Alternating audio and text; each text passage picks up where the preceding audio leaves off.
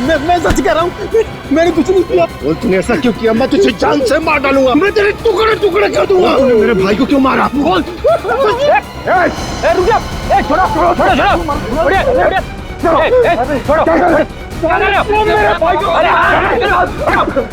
इसने मेरे भाई का खून।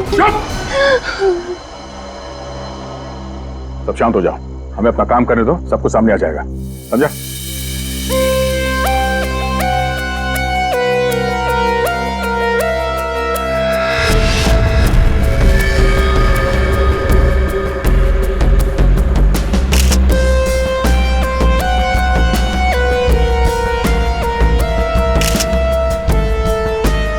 किसी धारदार चीज से गला काट दिया है सर, बड़ी सफाई से। और तो कहीं कुछ दिख नहीं रहा है। बेचारे को अपने आप को बचाने के लिए वक्त भी नहीं मिला होगा। गले की ऐसे नस काट दिए एक झटके में खत्म। है तो कोई अंदर वाला ही आदमी साहब।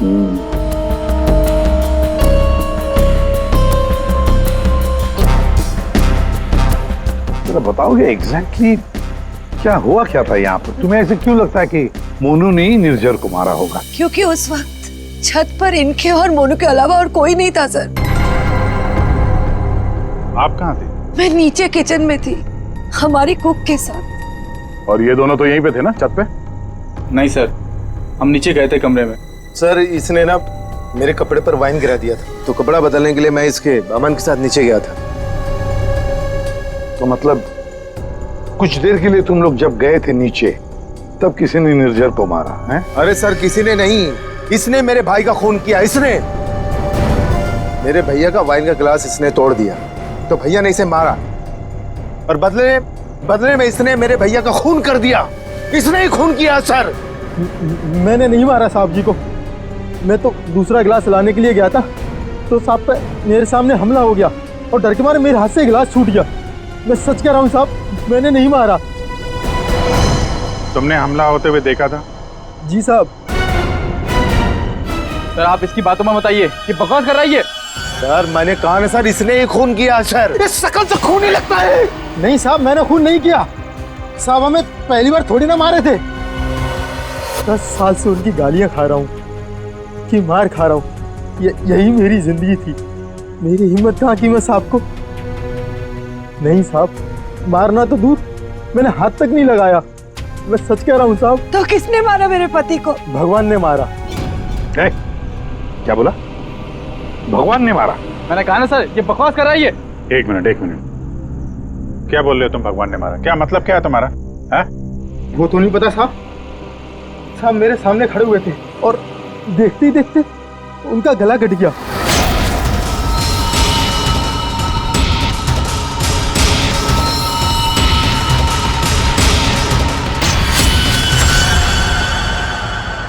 साहब ना तो कोई चाकू, ना कोई खंजर, कोई हथियार भी नहीं, और कोई हथियार चलाने वाला भी नहीं साहब।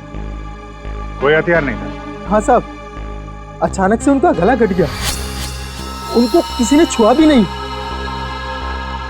ये सब भगवान ने उनके कर्मों की सजा दी है। बंद कर अपनी बकवास। अरे सर इसने खून किया मेरे भैया का, मैं बोल रहा हूँ ना। शांत हो जाओ। सर आप इसकी बात पे विश्वास कैसे कर सकते हैं? तुमसे किसने कह दिया कि हमने इसकी बात का यकीन कर लिया? हा? हमें क्या करना है और क्या नहीं करना है हम अच्छी तरह से जानते हैं। आप दोनों थोड़ी देर के लिए शांत हो जाइए, समझे? सो ये मोनू को समझ में नहीं आ रहा है, नाटक तो नहीं कर रही है? अभिजीत, अगर ये मोनू नाटक कर रहा था तो किसी और के नाम पे डाल देता खून, है ना? ये सब भगवान का चमत्कार वगैरह, ये अजीबोगरीब कहानी नहीं बनाता वो। शायद गुमराह करने के लिए सर।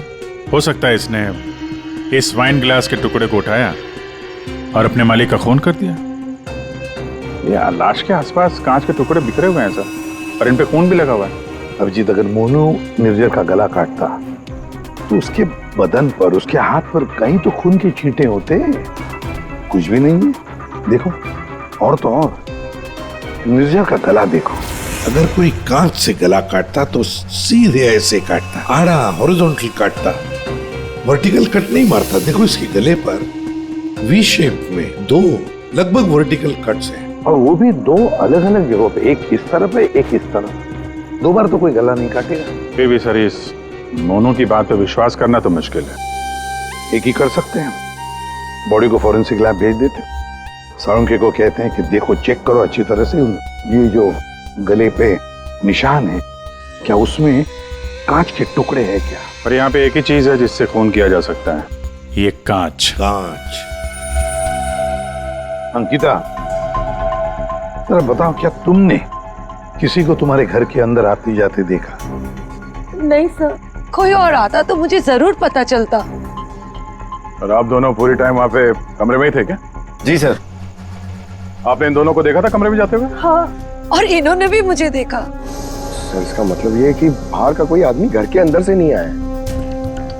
फिर तो घर के बाहर से आ सकते हैं, ये पाइप से। फिर एक काम करो, इन सब की स्टेटमेंट्स ले लो, इस कुक के भी, और मैच करके देखो देखो कितना सच बोल रहे हैं ये लोग। और अंकिता तुम बैठ जाओ। आइए आइए चलो। निर्जर का गला काटने के लिए खूनी इसके नजदीक तो आया ही होगा, या नजदीक पहुंचा कैसे? सर, शायद पाइप या एसी वेंट से चढ़कर आया हो। एक काम करो, आसपास रहने वाले लोगों से पूछताछ करो, देखो क्या उन्होंने किसी को पाइप से बिल्डिंग में चढ़ते हुए देखा है क्या? Ready sir. रेडी, काम करो, इस बिल्डिंग की सीसीटीवी फुटेज चेक करो।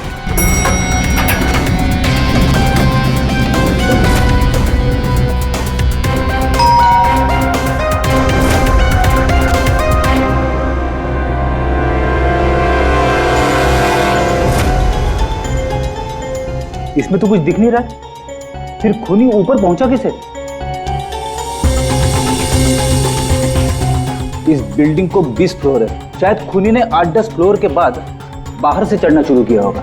हो सकता है सर, शायद इस वजह से बाहर कैमरा में आया नहीं। जी आप? मैं इंस्पेक्टर दया सीआईडी से। यहाँ आपके बगल वाले बिल्डिंग के छत पे एक आदमी का खून हुआ है। मैं आपसे ये पूछने आया कि आपने या आपके घर में किसी ने कुछ देखा है क्या? जी नहीं, मैंने तो कुछ नहीं देखा, लेकिन हाँ मेरा बेटा बन्नी कह रहा था कि उसने वहाँ कुछ देखा है। क्या क्या देखा है उसने? आप अंदर आइए ना प्लीज। अरे सुनो, क्या हुआ? कौन है? ये सीआईडी से हैं, बता रहे हैं पास वाली बिल्डिंग में किसी का खून हुआ है। क्या? आपके बेटे ने क्या देखा? सर मेरे बेटे ने जो भी बताया वो बड़ा अजीब सा था कि क्या? कि मैंने उसे उसी वक्त डांट दिया। मुझे लगा शायद उसका कोई वहम होगा। क्या बता रहा था वो? सर, हमारा बन्नी तो आजकल वैसे ही मनगढ़ंत बातें करता रहता है, शायद ज्यादा टीवी देखने का असर है ये। सर हमें लगा ये भी ऐसे ही कुछ होगा। मैं सच बोल रहा हूँ सर, ये सब मैंने अपने टेलीस्कोप से देखा है। वो आदमी मर गया ना सर। हाँ बेटा, तुमने देखा उस आदमी को किसने मारा? किसी को बिल्डिंग पे चढ़ते हुए देखा, ऊपर आते हुए? कोई भी नहीं था। कोई भी नहीं था? तो फिर तुमने किसको देखा? उसी को जिसने खून किया। किसने खून किया? एक बहुत बड़े बैट ने। बैट ने मतलब चमगादड़ ने? हाँ, ये सब मैंने अपने टेलीस्कोप से देखा है। मैं रोज रात को अपने टेलीस्कोप से स्टार्स को देखता हूँ। चलिए आपको भी दिखाता हूँ। चलो दिखो। मैंने ये सब यहाँ से देखा सर। यहाँ से? हाँ।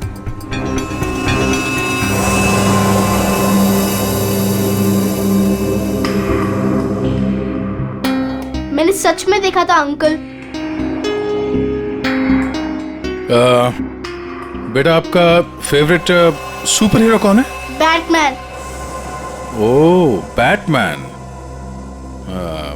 ठीक है, आपने आज सीआईडी की बहुत मदद की। थैंक यू, मैं चलता हूँ। थैंक्स। Thank you sir.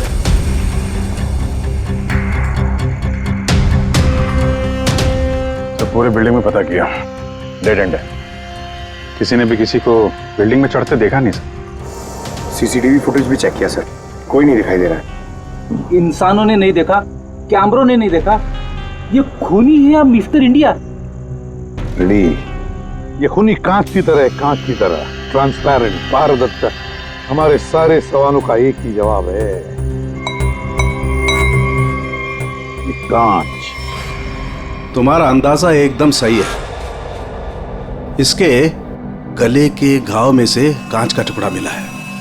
मतलब सर, मोनू ने टूटे हुए कांच से इनका गला काटा और इनकी जान ले ली?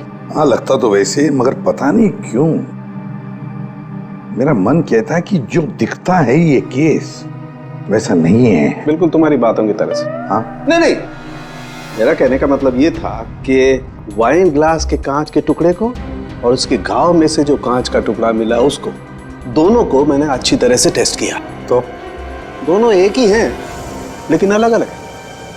देख सर, के दिमाग खराब मत कर यार, जो है वो सीधे सीधे बता देना यार। सीधी सीधी बात ये है भाई कि वाइन ग्लास के कांच के टुकड़े से इसका गला नहीं काटा गया। तो फिर देखना चाहते हो? आओ देखो, ये है वाइन के ग्लास का टुकड़ा और ये देखो, ये है वो कांच जो इसके गले के घाव में से मिला है। दोनों की कंपोजिशंस अलग अलग है, ठीक है?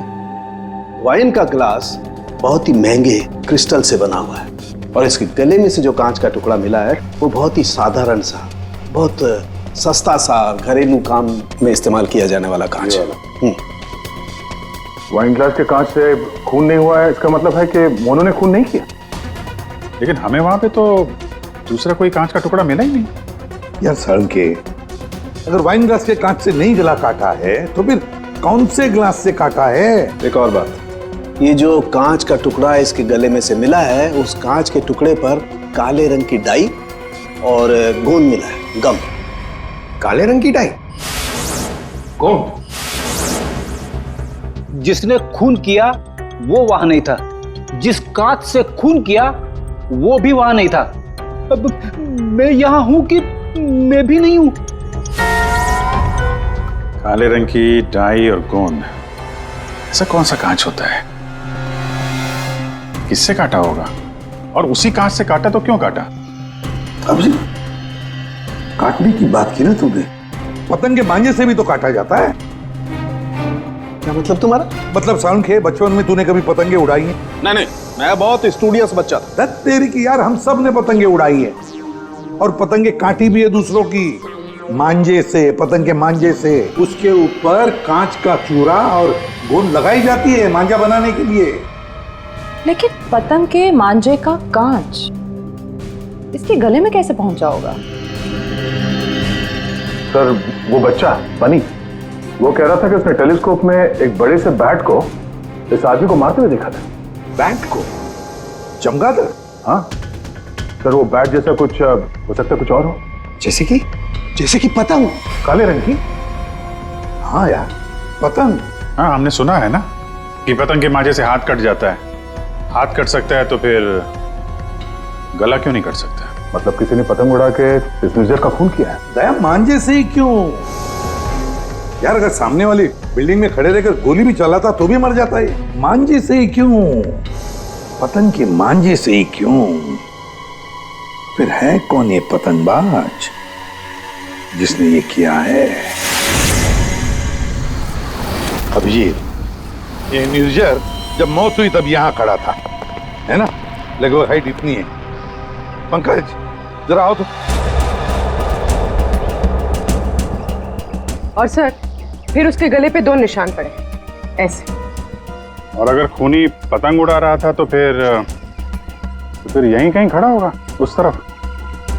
लेकिन सर, ये मांझा एकदम सीधे तो नहीं रहता, हवा में हिलता रहता है। तो इसीलिए तो ये हम तय नहीं कर सकते कि खूनी कहाँ खड़ा होगा, किस तरफ खड़ा होगा। हवा का भी पता नहीं रहता ना सर, कभी इस तरफ बहती है तो कभी उस तरफ बहती है। वो कहते हैं ना सर कि रुख हवा का हो जिधर का उधर के हम है। और जिधर हवा का रुख पतंग का भी वही है। भाई, पतंग उधर से ही उड़ेगी ना जिधर से हवा चल रही है। सर, कल रात हवा किस तरफ चल रही थी? अभी पता लगाते हैं। हेलो हेलो, हाँ, मौसम विभाग जी। हमें सीआईडी से एसीपी प्रद्युमन बोल रहा हूँ। हाँ सर, बोलिए। अगर एक इंफॉर्मेशन चाहिए, कल रात 1 बजे हवा किस डायरेक्शन में चल रही थी, किस दिशा में चल रही थी हवा? सर, कल रात 1 बजे हवा साउथ ईस्ट की तरफ चल रही थी sir. Okay, thank you. South east की तरफ से हवा चल रही थी। अगर हवा साउथ से आ रही थी तो खूनी भी साउथ में ही होगा, पतंग यहाँ पर थी और इस वक्त भी हवा साउथ से ही आ रही है। साउथ मतलब यही बिल्डिंग है, 1 2 3। ये निर्जर के गले पर जो मांझे के निशान है, घाव के निशान है, वो काफी वर्टिकल है, यूं ऐसे है। तो इसका एक ही मतलब हो सकता है कि मांझा नीचे से ऊपर की तरफ आया था। सर मतलब पतंग जिस बिल्डिंग से चगा रहे थे वो इस बिल्डिंग से छोटी थी हाइट में। हाँ पंकज, एग्जैक्टली। छोटी बिल्डिंग तो ये है सर, ये 1 और वो 2 और वो 3। साउथ ईस्ट तो सर वो बिल्डिंग वन विहार। खूनी उसी बिल्डिंग में खड़ा होगा, वन विहार में। लेकिन सर कंफर्म कैसे करेंगे? पतंग उड़ा के करेंगे। पतंग उड़ा के? हाँ अभिजीत। अच्छा एक बात बताओ, तुम में से किस किस को पतंग उड़ाना आता? सर मैं बहुत अच्छी उड़ाता था। सर पतंग उड़ा ले। अच्छा, लेकिन इस बार नहीं। इस बार पतंग मैं उड़ाऊंगा, क्योंकि हर बार तुम लोग मजे लूटते हो हर बात में। मतलब सर आप पतंग उड़ा के पंकज को मारने की कोशिश करेंगे? ये क्या बोल रहे सर आप? डरते हो पंकज? तुम एक सीआईडी ऑफिसर हो, मरने से डरते हो? सीआईडी ऑफिसर वो होता है जो देश के लिए, लोगों के लिए अपनी जान निछावर करता है। चाहे पतंग से गला काट के ही क्यों नहीं। क्या बोल रहे हो सर? चढ़ जा सोले पे चढ़ जा सर। होता है कभी कभी। प्लीज चढ़िए। चलो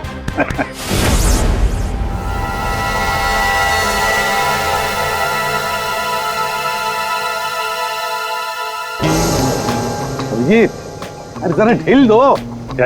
हाँ बता।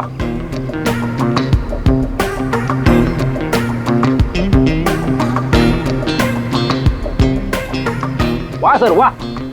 अभिजीत जैसा पूरा ढील देना। या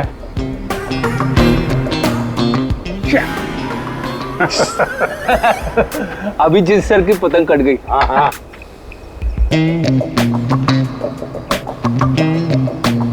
अरे यार,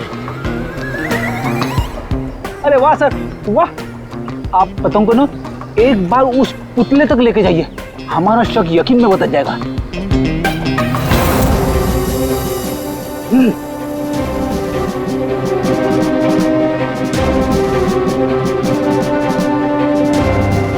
अरे नहीं यार, फ्रेडी पकड़ लो। ये नामुमकिन है। कितनी सारी चीजों का ध्यान रखना पड़ता है, हवा की दिशा, फिर वो एंगल, हाइट। सर अगर आपसे नहीं हुआ तो मुझे नहीं लगता ये पॉसिबल है। मगर सर सारुके साहब तो श्योर थे, गर्दन मंजे से ही कटी है। सर हो सकता है मांझा ही हो, पतंग हो ही ना। इस निर्जर के केस को किसी और तरीके से सुलझाना पड़ेगा। कोई और तरीका? हाँ, निर्जर की मौत से किसको सबसे ज्यादा फायदा हो सकता है, उसे ढूंढना पड़ेगा। सर अगर आपकी परमिशन हो तो ये सब प्लान चेंज करने से पहले मैं किसी के आदमी से बात करना चाहता हूँ। किससे? नाम तो नहीं मालूम, ढूंढना पड़ेगा सर उसे।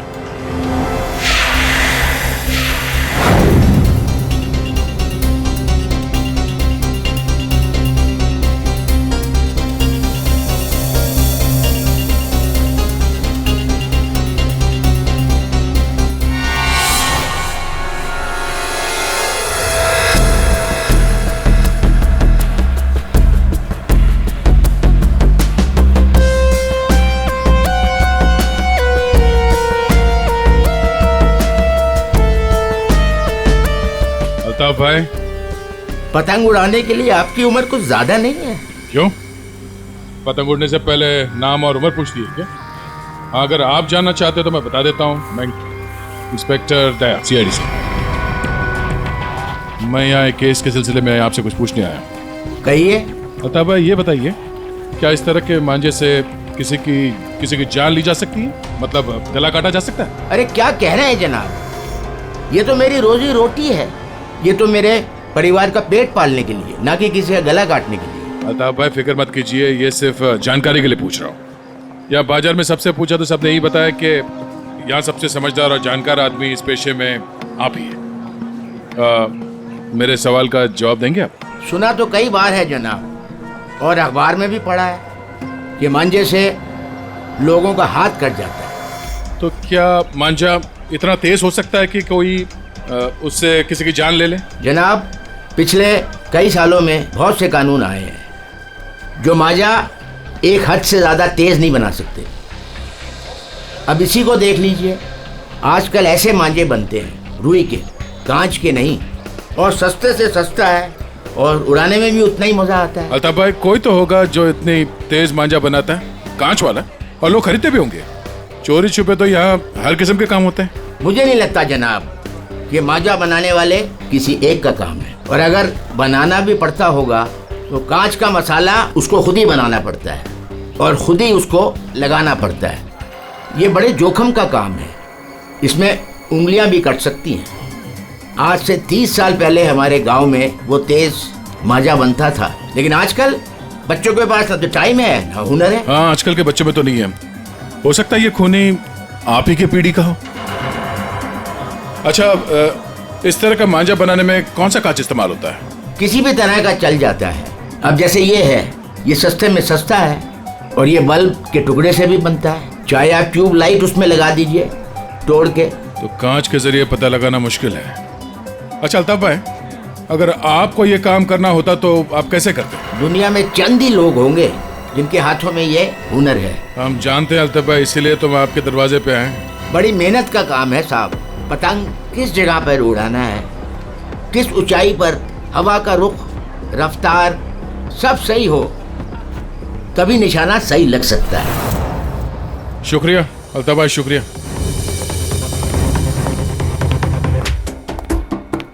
सर, सर ये वो लोगों की सस्पेक्ट लिस्ट है जो निर्जर को मार सकते हैं। इतने सारे दुश्मन इस निर्जर के? सर वो बहुत ही स्वार्थी और बेरहम बिजनेसमैन था। बहुत लोगों को धोखा दिया था उसने सर। तो इनमें से किसी ने बदला लिया होगा। पॉसिबल है सर। सर, ये वो केसेस है जो निर्जर के ऊपर फाइल हुए थे। इनमें से ज्यादातर कंप्लेंट उसके एक्स एम्प्लॉइज के हैं, जिनका कहना है कि निर्जर ने उन्हें सैलरी नहीं दी थी। कमाल है, इतना बड़ा बिजनेसमैन और अपने वर्करों को पगार नहीं देता था। बिजनेस लॉस में जा रहा था क्या? अरे नहीं सर, उसके भाई से पता चला है कि अपने 300 एम्प्लॉइज की सैलरी ना देनी पड़े, इसीलिए निर्जर ने अपने आप को कोर्ट में दिवालिया घोषित कर दिया था। वाह रे वाह, बड़ा चालाक है। कानून का गलत इस्तेमाल किया, अपने आप को दिवालिया घोषित किया और बैठ गया वर्करों के पैसे पर। खुद तो ऐश कर रहा था और दुनिया को दिखाने के लिए कंगाल और दिवालिया। इतने बड़े फ्रॉड आदमी को ना जेल में होना चाहिए था। वही तो, जेल में ही होना चाहिए था। कुछ ना कुछ तो गड़बड़ जरूर है भाई, कुछ ना कुछ तो गड़बड़ है। इतने सारे फ्रॉड्स करने के बावजूद भी ये आदमी बाहर कैसे, जेल में क्यों नहीं? पंकज, पुलिस रिकॉर्ड चेक करो निर्जर के।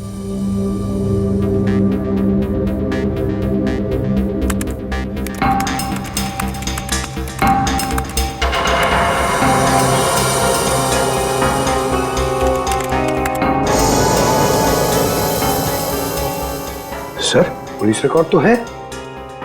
क्या 5 साल पहले निर्जर कस्टडी में लिया गया था सर। ये मगर सर सिर्फ 1 घंटे के लिए। क्या? सिर्फ 1 घंटे के लिए?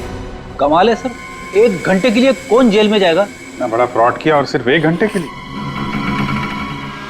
ओ, सर ये फ्रॉड के लिए तो अंदर गया ही नहीं था, हिट एंड रन केस के लिए गया था। किसको उड़ाया इसने? ज्यादा डिटेल्स तो दिख नहीं रही इसमें। अरेस्टिंग ऑफिसर कौन है देखो? Inspector Rane, Versova police station. कैसे हैं राणे साहब? हाँ ठीक है, बोलिए। जरा ये फोटो देखो राणे, इसका नाम निर्जर है और 5 साल पहले आपने किसी केस में अरेस्ट किया था इसे। हाँ याद है मुझे, इसे तो हमने हिट एंड रन केस में पकड़ा था। एक्सीडेंट? किसका एक्सीडेंट हुआ था? एक बच्चे का एक्सीडेंट हुआ था, मगर बाद में पता चला कि गलती बच्चे की थी। बच्चे की गलती? कैसे? बच्चे भागते हुए अचानक रोड पे आ गया और इस कार से टकरा गया। अच्छा, अचानक भागते हुए आया। क्या हुआ क्या था? कोई इसको दौड़ा रहा था या वो किसी का पीछा कर रहा था? सर पतंग के पीछे। पतंग? हाँ सर, वो ऊपर देख के भाग रहा था पतंग पकड़ने के लिए। उसे पता ही नहीं चला कि कब वो रोड पे आ गया। वैसे बड़ी अच्छी याददाश्त है आपकी। इतने सालों के बाद भी आपको निर्जर केस के बारे में सब कुछ याद है? सर ऐसे बेरहम इंसान को कौन भूल सकता है? बेरहम? क्यों? माना एक्सीडेंट में उनकी गलती नहीं थी, कम से कम देखना तो चाहिए था ना कि बच्चे का क्या हाल हो गया। उसको बच्चे से ज़्यादा इम्पोर्टेंट था टाइम पे मीटिंग में पहुंचना। उस बच्चे का बाप अभी भी याद है मुझे। क्यों, कुछ किया था क्या उसने? कुछ नहीं। कुछ नहीं मतलब? सर कुछ नहीं किया इसीलिए तो याद है। ना कुछ कहा ना कुछ सुना। जब उसे पता चला कि निर्जर को छोड़ना पड़ रहा है तो पुलिस स्टेशन के बड़ा ऐसे खड़ा रहा जैसे सांप सूंघ गया हो, जो कोई फर्क नहीं पड़ा हो। फिर वो चला गया। उसका फोटो तो होगा ना आपके पास? सर वो ओपन एंड शेड केस था। एक्सीडेंट साबित होने के बाद कोई इन्वेस्टिगेशन करने की जरूरत ही नहीं पड़ी। अच्छा, नाम वाम तो लिखा होगा ना उसका कहीं? हाँ सर, एक मिनट। कदम वो निर्जर केस की फाइल देना।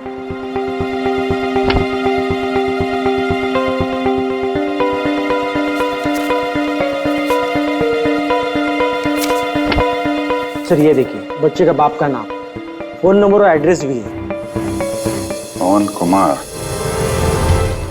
शंकर नगर। बेड़ी, एड्रेस फोन नंबर वगैरह नोट कर लो जरा।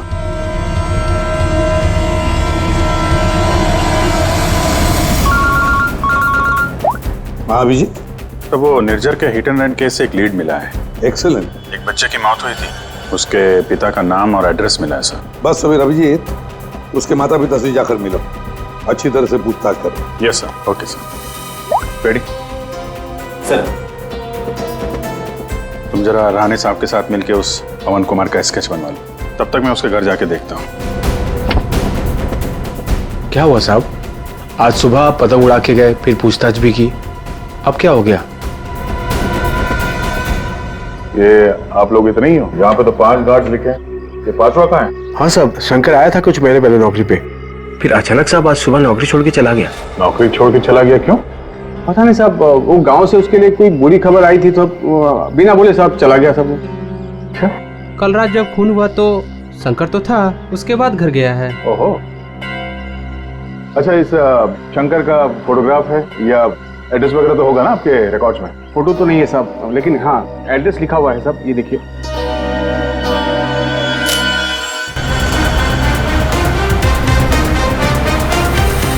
हाँ सर, एड्रेस तो मिल गया है, पर मुझे लग रहा है कि ये एड्रेस गलत हो सकता है सर। शंकर ने खून किया है सर, फिलहाल तो फरार है, पर उसने निर्जर को क्यों मारा होगा ये मकसद तो समझ में नहीं आ रहा है। सर, ये पवन कुमार के घर में तो ताला लगा हुआ है। पड़ोसी बता रहे थे कि बच्चे के एक्सीडेंट के 2-3 साल के बाद उसकी माँ ने उसके गम में आत्महत्या कर ली। और ये पवन का क्या हुआ? सर, वो तो 3 साल पहले ही घर छोड़ के चला गया, उसके बाद से वापस नहीं लौटा। मुझे तो इसी पे शक है सर। एक मिनट अभिजीत, ये पवन 3 साल पहले घर छोड़कर चला गया और फिर अचानक अब जाग उठा बदला लेने के लिए? क्या कर क्या रहा था 3 साल तक? एक मिनट सर, एक मिनट। अभिजीत, ये पवन अपने घर से कितने साल से गायब है? ये 3 साल पहले। क्यों 3 साल से? अच्छा सर, वो पवन कुमार का स्केच बनने वाला था, बन गया वो? देखता हूं।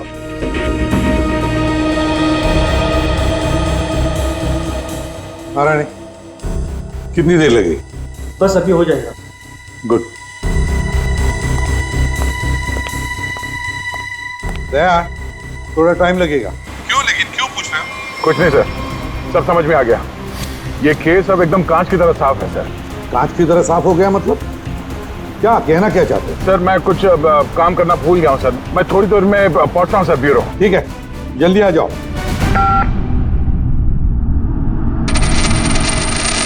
हाँ यार, आज नींद नहीं आई। अरे कैलाश, शुक्रिया। तुम्हारी वजह से आज हमने एक मुजरिम को पकड़ लिया। अच्छा हाँ, वो शंकर, उसने गलत एड्रेस लिख दिया था। उसे खुद लिखा था क्या? नहीं साहब, शंकर तो अनपढ़ है। अच्छा, तो फिर रजिस्टर में एड्रेस किसने लिखा? जी साहब, मैंने। तो यहाँ जितने भी नए गार्ड्स आते हैं उनका नाम, नंबर, एड्रेस सब तुम्हें लिखते हो? जी सर। अरे हाँ, ओह सॉरी, मैं तो भूल ही गया था, सारे रिकॉर्ड्स तो तुम ही रखते हो। कौन सिक्योरिटी गार्ड काम पे कब आता है, कब नौकरी छोड़ के चला जाता है, ये सारी तैयारी तो तुम ही करते हो, हैं? वैसे कैलाश कितने साल से नौकरी कर रहे हो इस बिल्डिंग में? हाँ साहब 3 साल से। 3 साल से? 3 साल से वो खूनी भी गायब है।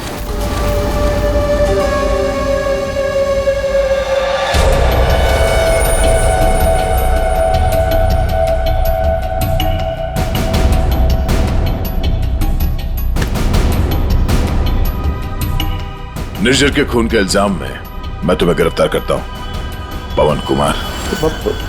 पवन कुमार? हमारा नाम तो कैलाश है साहब। वो आपको शायद कोई गलत फहमी हो रही है हमको पहचानने में। लेकिन मुझसे कोई गलती नहीं हो रही है मिस्टर पवन कुमार।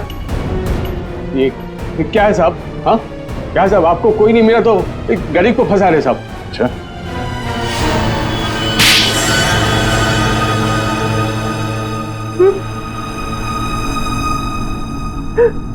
हाँ सर, मैंने मारा निर्जर को। उसने मेरे बच्चे की जान ली सर। मेरे संजीत को अपनी गाड़ी के नीचे कुचल दिया। मेरी पत्नी संजीत की मौत का गम बर्दाश्त नहीं कर पाए, खुदकुशी कर ली। निर्जर ने सिर्फ मेरे बेटे को नहीं मारा साहब, कि 2 खून किए। उसे जिंदा रहने का कोई हक नहीं है साहब। ऐसे बेरहम नीच आदमी का मर जाना ही अच्छा था। पवन, निर्जर अच्छा आदमी नहीं था, हमें भी पता है, मगर उसने तुम्हारे बेटे को जानबूझकर नहीं मारा। गलती तुम्हारे बेटे की थी। वो खुद पतंग के पीछे दौड़ते दौड़ते निर्जर के गाड़ी के सामने आया। गलती मेरी है। मैंने उसे सिखाया था पतंग बनाना, पतंग उड़ाना, सब कुछ। उसे बहुत शौक था पतंग उड़ाने का, पतंग के पीछे भागने का। काश मैं उस दिन से रोक लिया होता।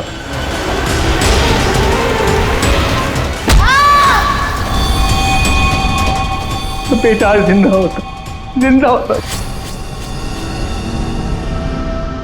देखो, हम तुम्हारा दर्द समझ सकते हैं, लेकिन तुम्हें यह भी समझना चाहिए कि वो एक एक्सीडेंट था, लेकिन एक्सीडेंट के बाद वो मेरे बच्चे को बचा सकता था ना। क्या मतलब? जब पुलिस ने उसको रिहा किया, सर आप बच्चे को अस्पताल तो लेके जा सकते थे ना। बच्चे की हालत देखी थी आपने, खून से लथपथ था वो। अगर मेरी गाड़ी की सीटें खराब हो जाती तो कौन जिम्मेदार होता? मैंने कसम खा ली थी साहब, जिस तरह एक पतंग ने मेरी संचित की जान ली, निर्जर की मौत भी पतंग से ही होगी साहब, पतंग से ही होगी। और इसीलिए तुमने 1VR बिल्डिंग में नौकरी शुरू कर दी, ताकि तुम अपना बदला आसानी से पूरा कर सको। पिछले कुछ सालों में 1VR में जितनी भी चोरियां हुआ करती थी, वो सब मैंने ही करवाई थी, ताकि किसी को भी छत पे जाने की अनुमति ना मिले। फिर रोज पतंग उड़ाने की प्रैक्टिस करने लगा। निर्जर पर ध्यान रखने लगा कि छत पे कब जाता है, कितनी देर रहता है। मुझे पता था कि कौन से कोने में उसका मोबाइल का नेटवर्क का टावर मिलता है। वो हमेशा बात करने वहीं आता था साहब, और मैंने सोच लिया था उसे वहीं मारूंगा। और उसे मारने के लिए मैंने मांझा बनाना शुरू कर दिया। काली पतंग बनाई, मैं तैयार था साहब, बस हवा का रुख और तेजी का इंतजार था मुझे। और एक दिन भगवान ने मेरी सुन ली, सब कुछ सही था। मैंने निर्जर के मोबाइल पे फोन किया, पतंग उड़ाई और उसका गला काट दिया। जिस मांझे से तुम अपनी जिंदगी का इंसाफ करना चाहते थे, उसी मांझे ने तुम्हारी जिंदगी की रेखा बदल दी। तुम्हें कड़ी से कड़ी सजा होगी। हाय बनी, ये आपके लिए। ये किस लिए? केस सॉल्व करने में आपने हमारी मदद की है, इसलिए हमारी तरफ से ये थैंक यू गिफ्ट। लेकिन जब तुम पतंग उड़ाओगे जरा संभाल के, तो तुम्हारे मम्मी या पापा साथ में हो तभी उड़ाना, अकेले नहीं। जैसे तुम टेलीस्कोप से स्टार्स देखते हो ना, वैसे ही जब तुम ये पतंग उड़ाओगे मैं इसे देखूंगा। प्रॉमिस? पक्का वाला प्रॉमिस।